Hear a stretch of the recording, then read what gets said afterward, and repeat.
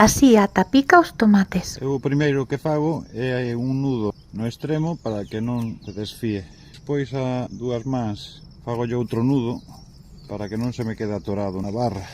Acto seguido xa ato por debaixo do nudo ese que fixen.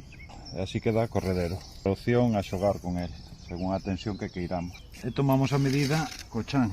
Ten que ir algo enterrado. O mellor era facelo antes de trasplantar os tomates, ter directamente debaixo da planta, e a propia planta co crecimiento da raíz vai prensando o cordel.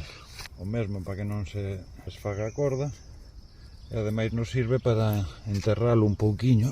Aproximámonos ao cuello da planta e co pau introducimos. 5 centímetros é suficiente. E procedemos a darlle voltas en sentido horario. Baixo das axilas, mellor. Unha vez que este rodeado, vamos a tesar a corda para que a planta este erguida.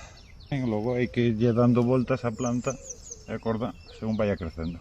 Que aquí atamos a unha tubería que tiñamos en desuso, cuns postes, fixemos esta estrutura. E xa? E xa está. Algo máis que engadir? Bueno, e ti, como entutorás? Léoche nos comentarios.